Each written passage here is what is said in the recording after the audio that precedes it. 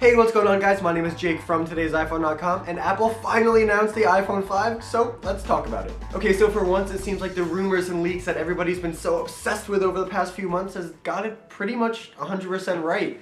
We have the two-tone design with aluminum and glass that comes in both black and white. We have a larger 4-inch Retina display with 326 pixels per inch at 1136 by 640 resolution, and there's also 44% more color saturation, so these screens look unreal. The body of the phone is 18% thinner and 20% lighter than the iPhone 4S, making it the lightest iPhone yet. Now, not surprisingly, the iPhone 5 does feature HSPA Plus and LTE connectivity. It works on a ton of awesome carriers both here in the US and abroad. We have TELUS, we have Rogers, Sprint, AT&T, Verizon, EE, as well as a bunch of others, so getting the phone in your area hopefully shouldn't be a problem. Now, the iPhone 5 is powered by the custom Apple A6 processor, which is 22% smaller than the A5 processor, and much faster. We had a demo of real racing during the event, and it looked great. Battery life looks pretty good too. We get 8 hours of 3G talk time and browsing time, 8 hours of LTE browsing time, 10 hours of Wi-Fi browsing time, 10 hours of video, 40 hours of music, and 225 hours of standby. So it's clear that Apple really took advantage of the extra space in this device because it's taller to fit as much battery in there as possible. Everything else, the processor, the dock connector, everything got smaller except the battery, which got much bigger to fill the empty space. We've got a really cool 8 megapixel camera with a bunch of awesome improvements to make the picture as good as it can be, as well as Apple finally brought panorama feature to the native camera application, and it looks really cool. It stitches the photos together seamlessly and adjusts for motion and like duplicate images and stuff, so that looks great. We have the new smaller dock connector at the bottom of the device, which is called Lightning, and you can plug the charger in either way. It doesn't matter if it's upside down or right side up. It isn't MagSafe, unfortunately, which, you know, would have been really cool, but this is awesome nonetheless. Now there is an adapter that's $30 on Apple's website to connect the iPhone 5 to 30-pin dock accessories. It's going to be annoying. There's no denying that at first, with the entire 10 years worth of accessories for a 30-pin dock connector, bringing in the smaller Lightning dock connector into the mix is going to be frustrating at first, but you know, all of the new iPods have this, all of the new iPhones have this, so eventually people are just going to start adapting this, and soon the 30-pin dock connector will be phased out. All in all, I'm incredibly happy with the announcement. There weren't really any surprises just because of the incredible amount of leaks we've had over the past couple days and weeks and months. But it's an awesome phone. It looks great. It seems like it's going to run great, and I cannot wait to get my hands on it.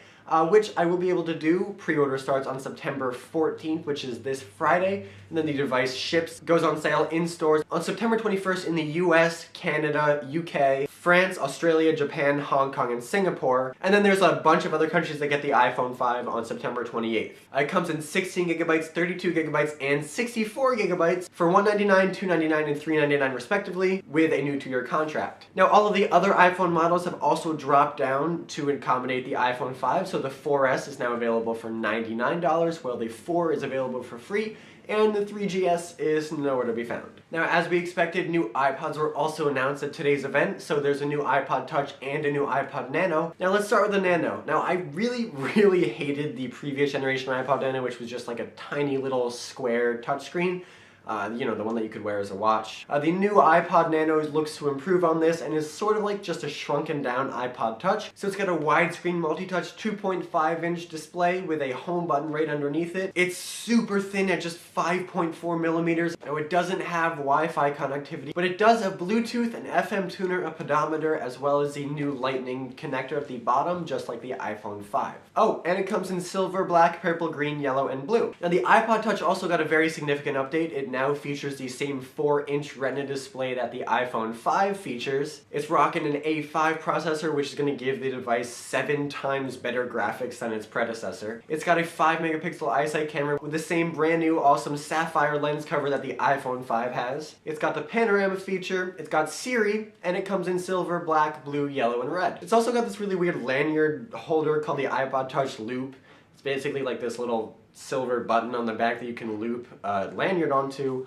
It looks terrible. If anything, this iPod Touch Loop is just a sign that Steve Jobs is not around anymore. Now, the iPod Touch goes on pre-sale on the 14th along with the iPhone 5, And as far as pricing goes, the iPod Shuffle is sticking at $49 for 2 gigabytes. The new iPod Nano comes in 16 gigabytes for $149, and Apple is still selling the old 3.5-inch iPod Touches for $199 or $249. And then the brand new iPod Touches with the 4-inch screen, colors, and iPod Loop are coming at $299 and $399 for 32 or 64 gigabytes. Now that is a lot of money, $400 for an iPod Touch. So I'll definitely be interested to see how many people buy this one, but it definitely seems like a great device nonetheless. Now Apple also touched on iOS 6, and we got sort of a redo of the demo that we saw at WWDC. Now we didn't really see anything new, so there's unfortunately no new secret surprise features to talk about, but iOS 6 will be available for everybody to download on September 19th, which is super cool. And Apple also announced some new headphones. Now these are the leaked headphones that we saw a couple weeks ago. They are ergonomically designed to fit much better in your ears. Apparently Apple spent like a lot of time scanning people's ears to see what would fit best and stuff. So they look alright. They're going to come with all of these new products, but if you want to buy them now, they are shipping for $29.99. Possibly the biggest disappointment of the event was the fact that these headphones are called EarPods, but hopefully we can just look past that. Now just some other little bits of news. AT&T has announced that here in the US, it will allow customers to keep their current data plans if they update to the iPhone 5. Which very, very fortunately means that if you're grandfathered into an unlimited data plan, you will be able to keep it. Now this is awesome news. I am grandfathered into an unlimited data plan on AT&T, and I was really worried that I was going to have to change my plan when I got the iPhone 5, so I'm very pleased that I don't. We don't have any word on how Verizon will be treating these updates yet, but hopefully they adopt a similar tactic. And also the Gold Master of iOS 6, which is basically the final beta release before the public release, and it's basically the final product, just developers get it a week early. That's available now. It's not available over the air, so you're going to have to download it from Apple's Dev Center to put it on your devices. You could just wait a week and update with everybody else. So that's basically a rundown of all the major stuff that Apple announced. I have to say, I'm very pleased with the event. I always liked the two-tone design that we saw in these leaks. And Apple's official images and video and stuff, it just makes it look really, really cool. The build quality with the aluminum and the glass of the iPhone 5 looks unreal, and I can't wait to get one. The new iPods look good too. I like the iPod Nano, I like the new iPod Touch. Mostly, the colors that they chose for the iPods are a little bit questionable. Some of those yellows and greens look kind of disgusting, but there are other colors to choose from, and it's nice that Apple is giving people the option, especially with the iPod Touch, which never had those colors before. Okay, so that's it for now, guys. Thank you very much for watching.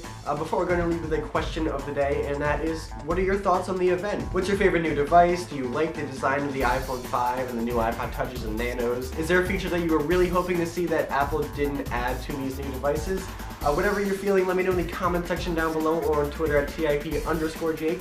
Please don't forget the links to everything I talked about in this video in the description down below, so definitely check those out. And as always, for more news, views, reviews, and everything about everything Apple announced today, definitely head over to today'siphone.com.